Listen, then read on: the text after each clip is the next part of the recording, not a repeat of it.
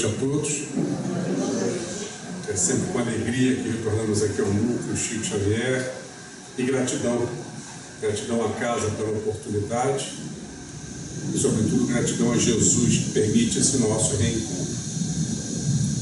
Hoje, tema escolhido para esta noite: liberte-se dos apegos e cure-se de sofrimentos. A doutrina espírita nos é muito apaixonante porque durante muitos séculos nós sempre envolvidos pela fé, mas uma fé dogmática. Críamos porque assim nos era passado. Mas chegamos a um ponto de intelectualidade que necessário era que entendêssemos. E justamente a proposta da doutrina espírita é nos explicar tudo sobre as nossas relações materiais e espirituais, fazendo com que a nossa fé seja uma fé raciocinada, e quanto mais estudamos, quanto mais aprendemos, mais fortalecemos esta fé. No que diz respeito aos nossos sofrimentos, não é diferente. A doutrina espírita nos explica por que sofremos, por que temos as nossas dores, nossos sofrimentos orgânicos e psíquicos. Mostra-nos que nada é por acaso. Nos nossos sofrimentos orgânicos, muitos deles, nós os temos por falta de responsabilidade com o trato do corpo que nos foi confiado, pelos abusos que fazemos. Mas muitos dos sofrimentos têm outros motivos. Na realidade, são efeitos, pois as causas remontam ao espírito. Causas que trazemos do pretérito de muitas vidas. Seja para o sofrimento orgânico, seja para o sofrimento psíquico. Muitas das causas nós geramos também aqui nesta vida. Causas em função dos nossos comportamentos. Comportamentos baseados em sentimentos antagônicos ao amor. Dos nossos erros cometidos. Principalmente erros onde provocamos o sofrimento de outrem. Assim, nós criamos no nosso espírito como que manchas onde ficam registrados os nossos débitos. O corpo é o espelho do espírito. Manchas essas que, quando encarnados, elas se manifestam em determinados tipos de dores, enfermidades e sofrimentos. No livro Passos da Vida, de autoria espiritual da irmã Sheila, pelas mãos de Chico Xavier, 1969, ela chama essas manchas de pontos mortos da alma.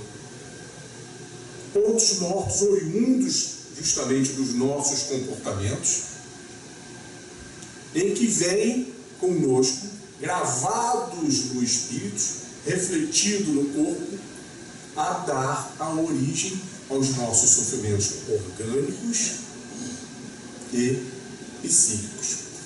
Isso vem, em parte, a justificar porque, por vezes, duas pessoas que usam as mesmas, às vezes, até gêmeos idênticos, os mesmos comportamentos, as mesmas alimentações, tudo igual. Um contrai determinada enfermidade e que o outro não contrai de jeito nenhum. Vemos com aquilo aquela deficiência programada. Muitas delas vêm, muitas das nossas enfermidades e dores, vêm também na nossa programação reparatória. Quando não aprendemos pelo amor, aprendemos pela dor. E assim chegamos aqui com determinadas programações para enfermidades, dores, sofrimentos, que nós mesmos, enquanto espíritos desencarnados, fizemos parte do planejamento da nossa encarnação, solicitamos aquilo. Passar por aquela dor, por aquele sofrimento, para me auxiliar a resgatar algo. No entanto, Allan Kardec pergunta aos espíritos, quando existe esta programação, se seria possível livrar-se dela. E eles explicam que sim, pois Deus não permite que nenhum de nós venha a sofrer um único segundo além do necessário à nossa reparação. Mostra-nos um exemplo lá no Livro dos Espíritos, quando diz que uma determinada pessoa vem com uma programação em determinado ponto da vida sentir a dor de perder um braço, mas que no decorrer da vida, antes de chegar aquele dia, pelo amor ele já conseguiu reparar. Não será necessário perder o braço. Talvez perca apenas um dedo, ou não perca nada. Deus não nos leva a sofrimentos desnecessários. A dor nos desperta para as reflexões, nos desperta para o arrependimento e a reparação que é feita através do servir. Assim, nós já vimos isso. Nós já vimos isso funcionar na prática há 2000 anos. Quando Jesus aqui esteve na carne, nas curas que Jesus executava. Jesus não curou a todos os doentes que ele encontrou. Ele curou alguns doentes que ele encontrou. Jesus, o médico de almas, e não o médico de corpos. Dentre aquelas curas relatadas, havia sempre algum ponto em comum. Primeiro, Jesus dizia: os teus pecados foram perdoados. A tua fé te salvou. Veja, não disse a tua fé te curou. Cura é do corpo, salvação é da alma. E depois, vá e não peques mais. Vamos trazer isso para o tema da noite? Teus pecados foram perdoados. O que é pecado? Na origem da palavra, não no conceito que nós estamos impregnados por séculos de catecismo. Pecado, no hebraico, quer dizer errar o alvo. É rat em hebraico. Errar o alvo. Em grego, também muito falado da época, é amartia. Errar a rota.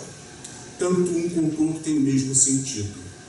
Errar o alvo, errar a rota. Nós, há 2000 anos, já tínhamos, 1200 anos antes, o contato com a lei mosaica. A lei de Moisés nos dizendo o que era o certo e o errado, segundo a lei de Deus. Tínhamos já 12 séculos de aprendizado, já tínhamos boa noção do que era certo e do que era errado, no caminho que nos levará a Deus. Pecar é errar este caminho, errar este alvo, ou desviar desta rota. Então, todas as vezes que fazíamos algo fora do que a lei nos ensinava, estávamos em pecado. Jesus, com toda a sua sensibilidade e poder, dentre muitos dos enfermos, ele identificava um que tinha aquele sofrimento, mas que tinha acabado de chegar no ponto da reparação. Estava quite. Os teus pecados foram perdoados, ou seja, você está quite. A tua fé te salvou, ou seja, estou direcionado ao alvo. estou direcionado à rota. Aí sim, ele usava do seu poder e curava ali, alterando a matéria. Livrava-os do sofrimento. Vá e não peques mais. Ou seja, se sair da rota, vai criar novas manchas que serão transformadas em novas dores e sofrimentos, orgânicos ou psíquicos. Passamos atualmente por um período jamais experimentado na humanidade, os sofrimentos psíquicos. Nunca se viu tanta ansiedade, depressão, suicídio infanto-juvenil, insônia. Nunca se consumiu tanto remédio tarja preta. São as marcas da transição planetária. Kardec havia já previsto isso, dizendo que quando dos momentos da transição planetária haveria um aumento nas manifestações dos problemas de ordem psíquica. Estava dito. Não há problema nenhum em buscarmos pelos meios lícitos as drogas que venham minimizar esses nossos sofrimentos. Com os terapeutas, com os médicos, pelos meios lícitos que venham nos auxiliar a passar por são problemas de que nos causam grande sofrimento. Não há problema nenhum. Mas sabedores de que o que sofremos são os efeitos, mas que boa parte das causas remontam ao espírito, ao nosso comportamento, nós não podemos nos limitarmos ao tratamento de ordem física. Em paralelo, buscar a reintegração, o redirecionamento do nosso espírito. E isso a doutrina espírita nos dá um manancial, um ferramental maravilhoso para nos auxiliar no dia a dia da nossa reforma íntima.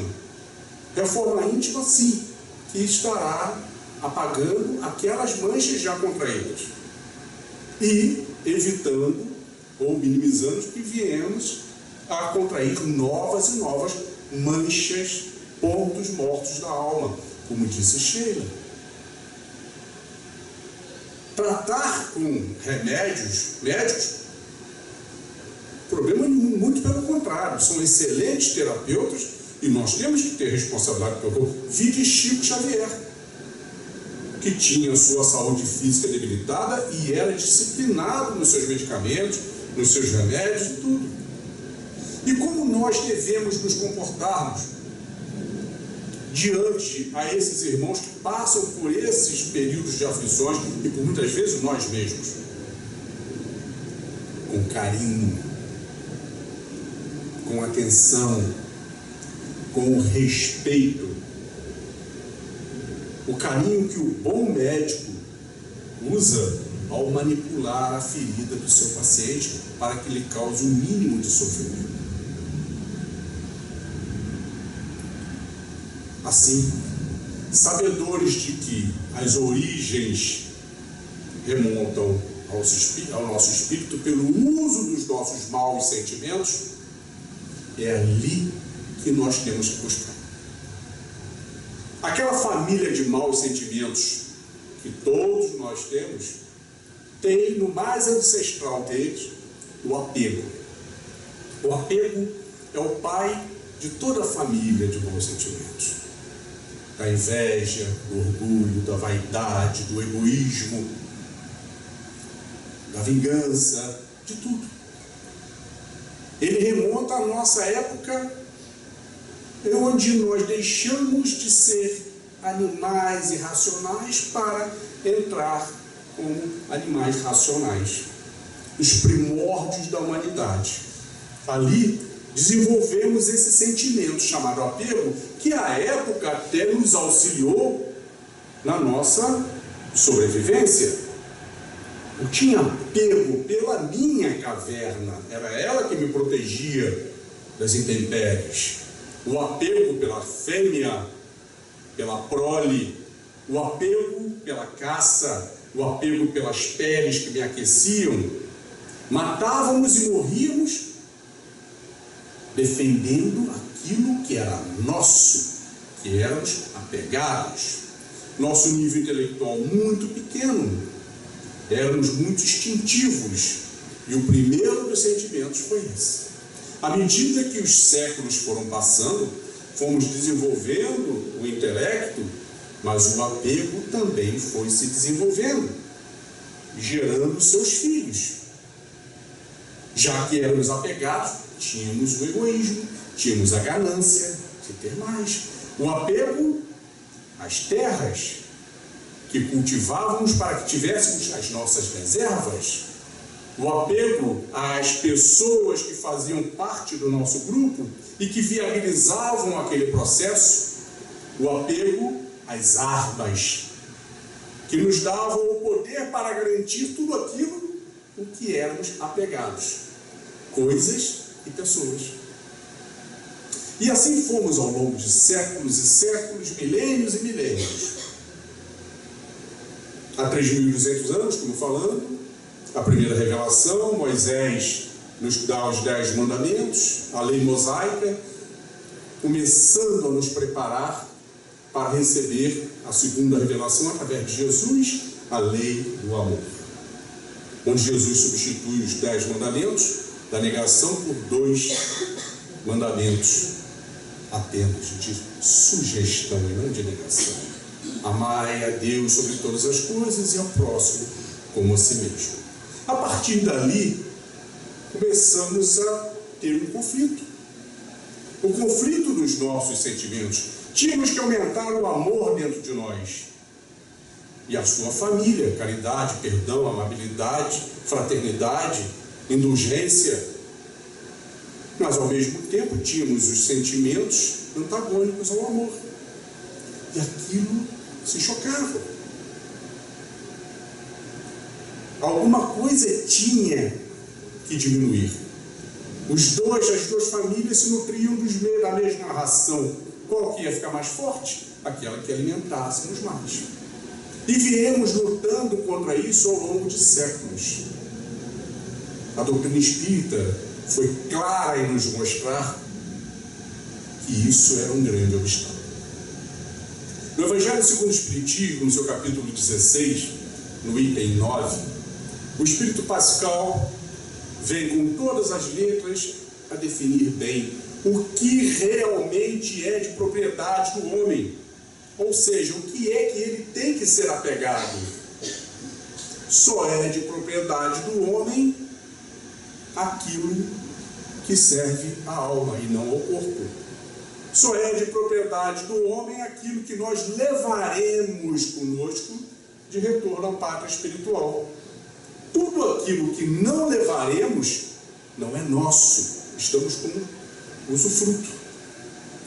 E nós estragamos as nossas vidas por vezes, lutando por algo, para ter, para possuir algo que nunca será nosso. E o que é que a gente leva? Tudo aquilo que nós conquistamos para o espírito. Novas amizades, novos amores, novos conhecimentos, sabedoria. Mas atenção, o uso indevido dos sentimentos podemos levar também novos inimigos, novos adversários, novos endividamentos. Isso é o que levamos de volta. Ainda naquele mesmo capítulo 16 do Evangelho segundo o Espiritismo, no seu item 14, o Espírito Lacordaire vem também com todas as letras a deixar bem claro que o apego é um dos maiores obstáculos ao desenvolvimento moral e espiritual da humanidade. É o nosso grande obstáculo. Então, a ordem é desapegarmos. Mas desapegar não se faz assim. A natureza não dá saltos. Ninguém sai da casa espírita com as asas prontas. Desapegar se faz diariamente, paulatinamente e permanentemente.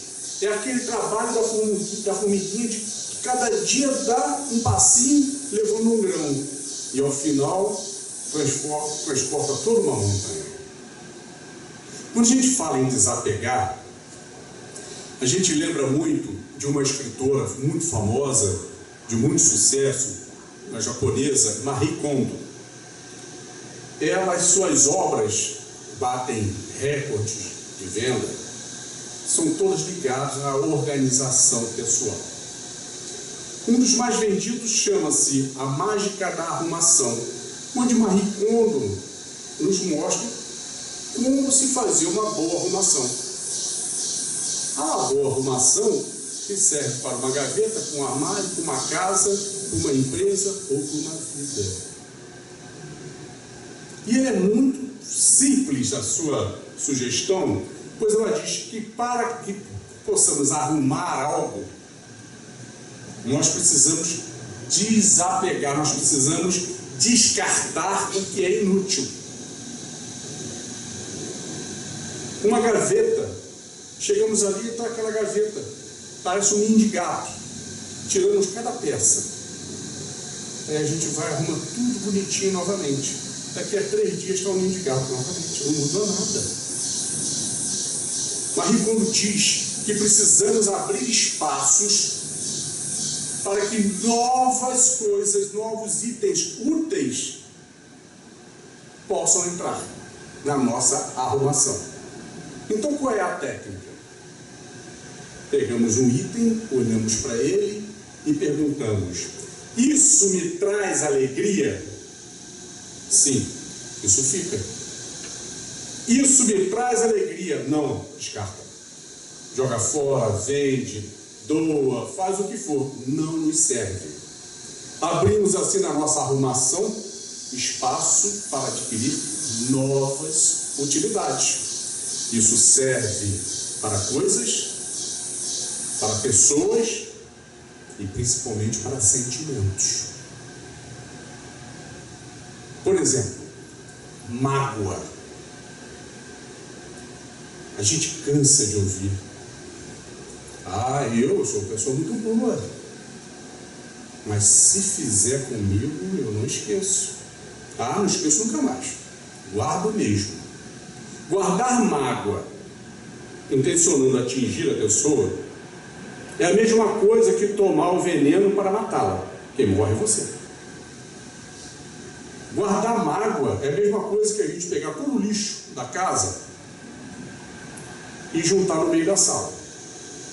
Toda vez que a gente passa e olha para aquilo, a gente sofre. Guardar mágoa é sofrer toda vez que lembra. Bota de lado. Deixa espaço para que algum sentimento melhor venha. Perdão, indulgência, está refeito. Assim, nós precisamos nos desapegarmos de coisas e sentimentos que não nos interessam. Dentre os sentimentos da família apego, existe o filho, talvez o filho mais poderoso, e talvez tenha se tornado até mais poderoso que o próprio pai. Chama-se ciúme. O ciúme é devastador. É o grande monstro roedor de todas as relações humanas. Porque o ciúme, ele é arrasador porque ele nunca age sozinho.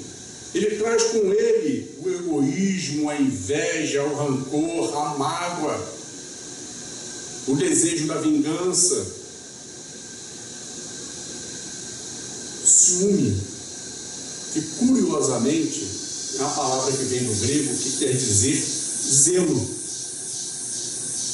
mas que o seu sentido foi totalmente adulterado. Porque a última coisa que o ciumento é um zeloso, é um zelador. O ciumento, quando a gente fala de ciumento aqui, vem logo à cabeça o ciúme de casais, mas é para todo e qualquer tipo de ciúme, porque o ciumento é ciumento com tudo. Ele tem o ciúme da esposa, do esposo, mas tem ciúme do cachorro, do pai, da mãe, do irmão, do amigo, do colega de trabalho, do trabalho dele, do carro, tem ciúme de tudo. Então o ciumento, a última coisa que ele faz é ser o zelador, porque ele tenta o quê? Ele tenta dominar, trazer para si, garantir, imobilizar, para que ele tenha o máximo de exclusividade. Logo, o que o ciumento faz é restringir aquilo que nós mais prezamos na nossa vida, a nossa liberdade. Ele vem tolir a liberdade da outra pessoa. E ninguém fica satisfeito em ter a sua liberdade tolhida. Mas no que diz respeito à liberdade, voltamos a Kardec. Questão 825 do Livro dos Espíritos. Allan Kardec pergunta aos venerandos: haverá no mundo alguém que possa gabar-se de possuir a liberdade absoluta? E os Espíritos são claros de dizer que não. Haja vista, todos dependem de todos, desde os menores aos maiores. Pois Deus não tem filhos preferidos ou prediletos, com direitos privilegiados. Todos possuem os mesmos direitos. É uma lei divina da igualdade dos direitos. E o que nos traz uma outra lei, da reciprocidade do respeito. Diz o ditado: o seu direito termina onde começa o do seu vizinho. Assim, a lei da reciprocidade do respeito é que nos conduzirá à verdadeira liberdade. Continuam os Espíritos na explicação: a verdadeira liberdade só é adquirida com a maturidade espiritual. E o que é maturidade espiritual? É ter a consciência do respeito ao próximo e respeitá-lo, mesmo contra os seus interesses mais íntimos, superando assim o orgulho, a inveja, o egoísmo e toda a ordem de maus sentimentos. Este é o ponto central do nosso estudo. Repito, a verdadeira liberdade só é adquirida com a maturidade espiritual. E o que é maturidade espiritual? É ter a consciência do respeito ao próximo e respeitá-lo, mesmo contrariando os seus interesses pessoais, superando assim o orgulho, a inveja e toda a ordem de maus sentimentos. Respeito é a palavra-chave para a conquista da nossa liberdade e logo da nossa felicidade. O benfeitor Emmanuel, pelas mãos de Chico, na obra Ceifa de Luz, vem a nos afirmar que no estágio evolutivo que nos encontramos, é muito comum encontrarmos pessoas que exijam do ser amado que se adequem à sua maneira de ser, que goste do que eu gosto e que desgoste do que eu desgosto, o que é um contrassenso, pois exigir isso de alguém é desrespeitar a sua individualidade. Exigir que goste de algo que eu gosto e que ela não gosta é um contrassenso. Em nome do amor, trabalhando com o desrespeito. Mostra-nos Emmanuel que o respeito é o maior nutriente do amor.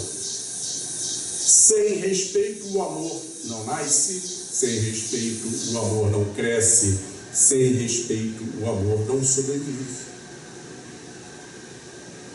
Continua o benfeitor ao afirmar: Deus não faz cópias. Vide na própria natureza uma diversidade imensa de flores cada qual com o seu perfume diferente. Uma diversidade imensa de frutas, cada qual com o seu tempo de amadurecimento diferente. Assim somos nós. Todos nós temos os nossos tempos de amadurecimento diferentes nas muitas diversas características comportamentais que todos nós temos. Em algumas, somos mais amadurecidos do que a outra pessoa, em outras, ao inverso. Pegamos aqui este universo aqui e não vamos encontrar uma única pessoa amadurecida nos mesmos itens. Expandimos esse universo para toda a população do planeta, continuaremos sem encontrar ninguém que seja igual. Somos todos diferentes, mas precisamos respeitar o tempo de amadurecimento de cada um. Se o nosso irmão continua naquele erro, é porque no amadurecimento dele, no que diz respeito àquele item, ele ainda não percebeu o quanto aquilo lhe é nocivo, a ele e aos que lhe cercam. Nós respeitamos o tempo, não é concordar de maneira alguma. Eu gosto sempre do exemplo do pai espírita. O desejo de qualquer pai espírita é que seu filho seja espírita, mas por vezes eles não querem. A gente vai fazer o quê? Acorrentar e trazer para a casa espírita? De jeito nenhum. Eu quero ser batista, eu quero ser católico, eu quero ser budista. Que bom que se interessou por alguma religião. A religião é boa. Leva a sério que é boa. No tempo certo, chegará um momento em que as suas indagações não terão resposta, e talvez ele venha. Perguntaram certa vez Raul Teixeira se a doutrina espírita era a melhor religião. Ele respondeu que até o presente é aquela que mais responde aos meus questionamentos. Mas se aparecer outra que responda mais ainda, qual o problema de migrar para outra? Acho difícil que apareça. Assim, o ciúme vem a ser esse grande monstro. A antropóloga e psicóloga Margaret Mead, também grande escritora na América, seus livros sempre abordando os relacionamentos humanos. Numa das suas obras, ela diz que o ciúme é uma mancha venenosa, indignante, que pouco a pouco vai tomando todo o coração, tornando-o infértil aos sentimentos ligados ao amor. E é exatamente isso que acontece. Quanto mais deixamos que o ciúme vá impregnando nossos corações, menor é a nossa capacidade de amar. Continua Margaret Mead a afirmar, porque o ciúme é uma atitude de eficiência negativa, porque ela só consegue o oposto do seu objetivo. Qual o objetivo do ciumento? Não é trazer para próximo, garantir a proximidade, mas com a atitude do ciúme, ele vai paulatinamente afastando aquela pessoa, porque ninguém gosta de sofrer. E vamos afastando, à medida que não vai ser repetido o desrespeito, o nutriente daquilo que era o amor. O que faz uma pessoa ser ciumenta? Baixa autoestima. E o que vem a ser baixa autoestima? Baixa autoestima é quando a pessoa não consegue perceber os seus próprios valores. Ela não confia nos seus próprios valores. E por isso ela acha que o próximo também não verá valor nela. E já que não enxerga valor nela, será facilmente substituído por outro mais valoroso. Seja no relacionamento conjugal, seja dentro do trabalho, seja no relacionamento de amizade, seja no que for. Acha que a qualquer momento poderá ser substituído, porque ela mesma não acredita em si. Mas o que vem a gerar esta baixa autoestima? Traumas. Traumas, alguns desta vida ou de vidas passadas. Traumas ligados à traição. Volto a dizer, vem logo à cabeça a traição conjugal. Não, todo e qualquer tipo de traição. Numa vida passada, onde tinha uma amizade muito forte, e deleguei àquele amigo a confiança das minhas posses, dos meus negócios, fui traído, fui roubado, por vezes assassinado para que ficasse com aquilo. O desenvolvimento de uma boa ideia, de uma grande ideia, e na reta final alguém assume a autoria, é uma traição. A própria traição mesmo do relacionamento, a traição é extremamente dolorosa para ambas as partes. Ser traído dói muito. Mas qual é a dor que sentimos?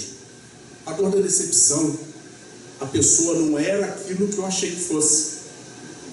Eu nunca imaginei que ela poderia me trair. Aquele amigo que me passou a perna, aquela esposa que me traiu, aquele esposo. É a dor da decepção. Mas para o traidor, a dor talvez seja maior ainda. Porque o que leva ao ato da traição? Aqueles maus sentimentos, da ganância, do orgulho, da vaidade, do querer. E fica cego e acaba fazendo o ato indevido. E depois, passado, vistas as consequências, cai na real. Perdi o que havia de mais valioso na minha vida. A confiança daquela pessoa, o relacionamento daquela pessoa.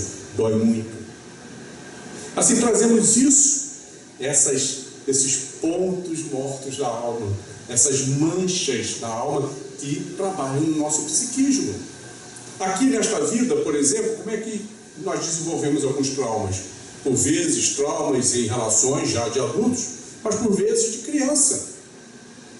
Crianças que testemunharam a infidelidade dos seus pais, sofreram com aquilo e vão crescendo, desenvolvendo um pensamento de que isso eu não permitirei que aconteça comigo.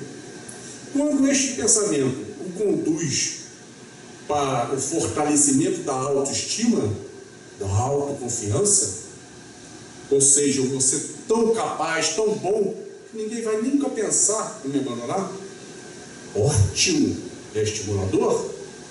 Mas quando o sentimento desenvolve o lado de fechar o cerco, proteger, trancar as portas, desenvolve a atitude do ciumento, de querer trancar de todos os lados. E aí torna-se esse monstro escravizador, o ciúme. O monstro escravizador, direto ou indiretamente.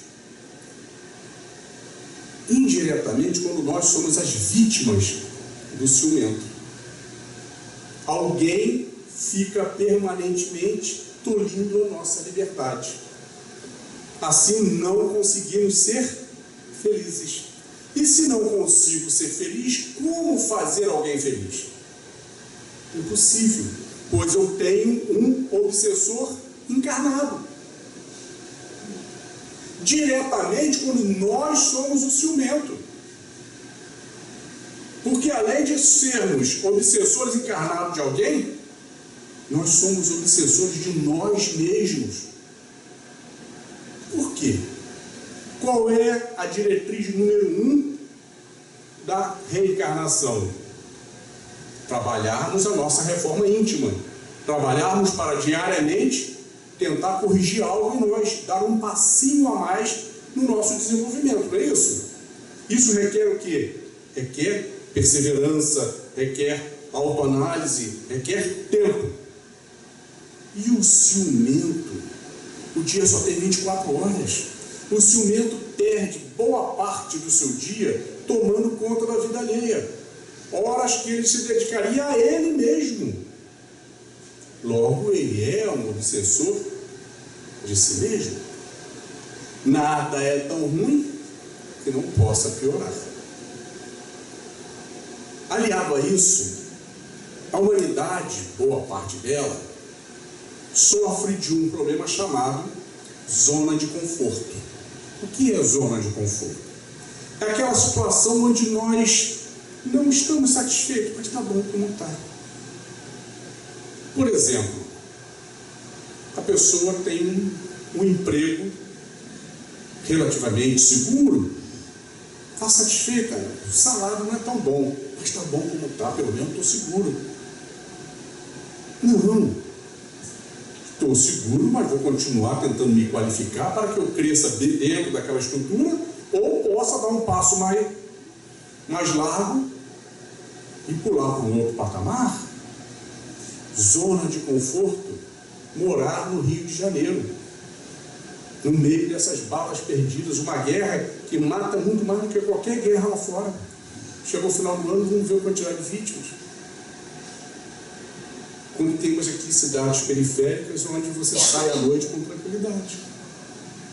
Ah, não, mas bala perdida é só para os familiares dos meus vizinhos. A minha não vai ter nunca. É a zona de conforto. O próprio casamento na relação do ciúme é o casamento da montanha russa. Estou feliz, estou feliz, estou feliz, estou feliz, estou feliz, estou feliz. De repente, bum, aquela queda. Estou triste. Aí começa, estou feliz, estou feliz, estou feliz. E assim vai. Mas você consegue se dizer, mas tem tanta coisa pior aí fora. Tá bom como tá. Não tá bom. Não vai bater de frente com ninguém. Mas vai todo diazinho plantar aquela sementinha do desapego junto ao parceiro, ajudá-lo na elevação da autoestima. A boa notícia é que tudo isso tem cura. E a cura está justamente no desenvolvimento e fortalecimento da autoestima. E a doutrina espírita nos ajuda muito nisso. A começar pela questão 919 do Livro dos Espíritos, recomendo a leitura, é lindíssima. A resposta é dada por Santo Agostinho, que nos ensina ali a prática da autoanálise diária na hora do nosso recolhimento. Passar em revista o nosso dia para ver se por alguma das nossas atitudes poderia haver alguém que de nós se queixasse. E identificado que ferimos alguém de alguma maneira, ter a honradez, a perseverança de no dia seguinte buscar a reparação e já incluí-lo nas preces no mesmo momento. Mas Emmanuel vem a nos dizer mais especificamente o trato para o desenvolvimento da autoestima. Mostra-nos Emmanuel que nós precisamos retirar as nossas máscaras. Máscaras que todos nós utilizamos, sem exceção. Máscaras de que nos apresentamos como gostaríamos de ser, mas que não somos. E sabemos que não somos, mas é com aquela máscara que nós aprendemos a gostar de nós. Emmanuel mostra-nos exatamente o contrário. Precisamos desnudar das máscaras e nos olharmos como verdadeiramente somos, ali, com várias virtudes, mas com várias imperfeições. E nos olhando daquela maneira, naquela foto, imperfeitos, nos amarmos como somos, imperfeitos. Com cada imperfeição identificada, nos amarmos. Pois assim será este alto amor que será o grande motivador para que a gente possa ter a perseverança de identificar aquela imperfeição, trabalhar para corrigi-la. E vamos trabalhando para corrigir aquela imperfeição que nós estamos vendo aqui dentro, até que conseguimos. E quando nós conseguimos aquela vitória sobre nós mesmos, nós ficamos felizes com a vitória. E se ficamos felizes, o que acontece com o nosso alto amor? Aumenta. E se ele aumenta, o que acontece com a sua capacidade de nos estimular a continuar buscando as nossas imperfeições e as suas correções? Aumenta também. E à medida que nós vamos vencendo a nós mesmos, nós vamos cada vez mais aumentando a nossa capacidade de identificar e corrigir.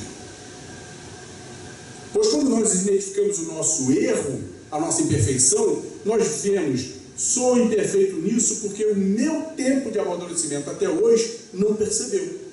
E agora estou percebendo, e agora vou lutar para transformar essa imperfeição em virtude. E assim a coisa vai se multiplicando e vamos elevando a nossa autoestima. Só que Deus é tão bonzão demais da conta, que neste processo Ele nos habilita a olhar ao nosso irmão, ver as suas imperfeições e usar o mesmo critério.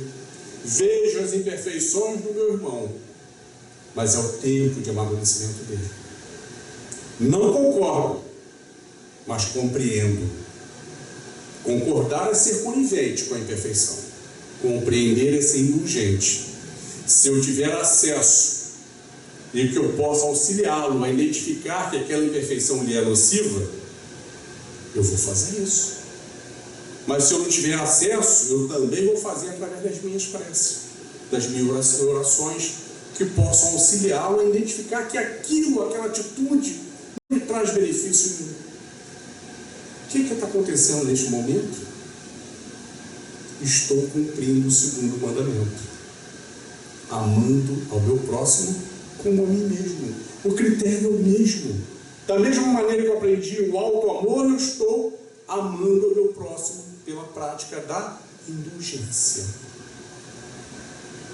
E se eu estou amando ao meu próximo, eu já estou cumprindo o primeiro mandamento, amar a Deus. Pois é impossível amar a Deus a quem você não vê, sem primeiro amar ao próximo a quem você vê. E diz o ditado: a quem meu filho beija, a minha boca adoça.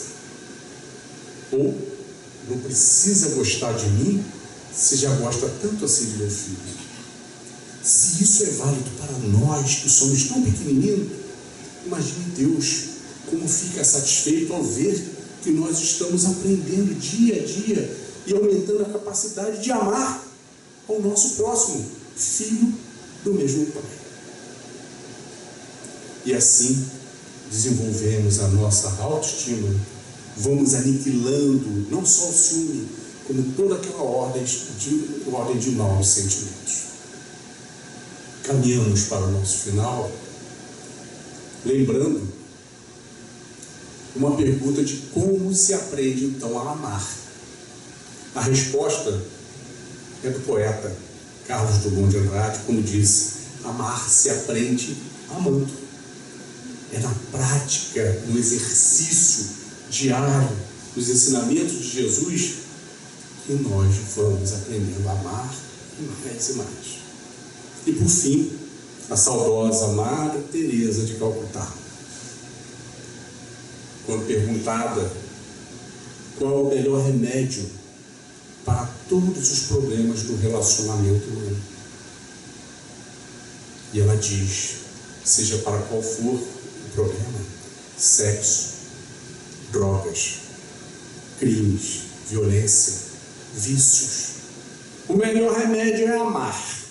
Amar, amar e amar até doer. E quando doer, continuar amando mais e mais.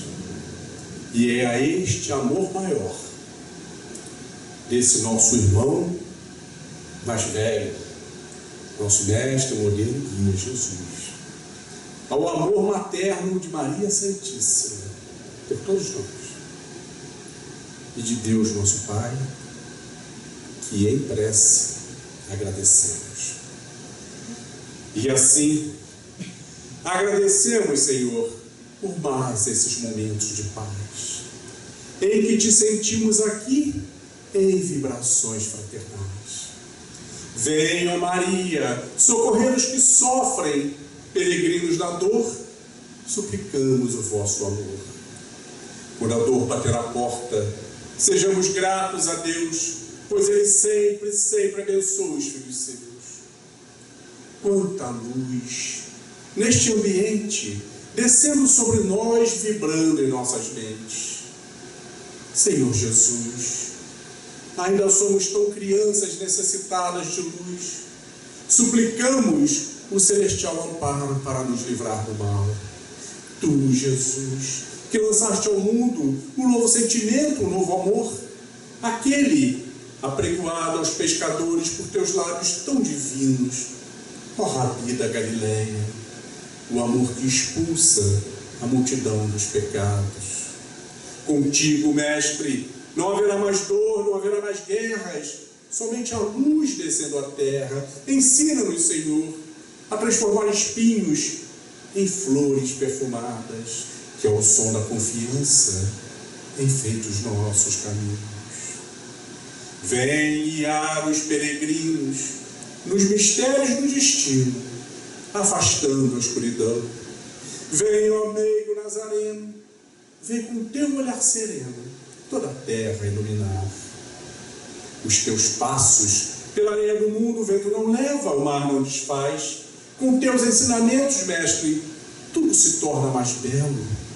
É a chuva caindo, é o campo em flor, e acima de tudo é o amor, é o amor.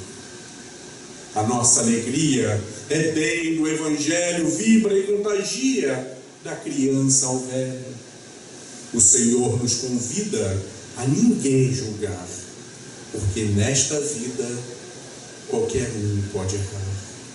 Ó Mestre, fazei com que eu busque mais consolar que ser consolado, pois fica sempre um pouco de perfume nas mãos que oferecem rosas. O Senhor nos ensinou a caridade, luz, bondade, amor, verdade e fé. Nosso grande tesouro é a água viva, é o pão que sacia, é este amor que vem de Ti, ó Jesus. Abriremos sempre os nossos corações, vencendo as nossas indecisões, ouvindo a Tua voz, Senhor, que pelas estradas da vida nos conduz ao bem, na alegria ou na dor. Que seja o amor a nossa bandeira de luz. Amado Mestre Jesus, que o Senhor seja a luz em nosso vogar, que o risco não nos impeça de tentar ganhar o mar com um instrumento que se chama amor. Abençoe, Senhor, a nossa união, como bons amigos, como bons cristãos, e assim lembrarmos sempre que no reino da paz e da luz, a espera por nós, Tu estás, ó Jesus, e que por todo o universo infinito, conosco, Deus está. Obrigado, Deus, pelo vosso amor e pela nossa existência. Obrigado, Maria, pelo vosso amor e pela vossa assistência. Obrigado, Jesus, pelo vosso amor, ensinamentos e benevolência. E obrigado a todos pela atenção e paciência. Fiquemos em paz.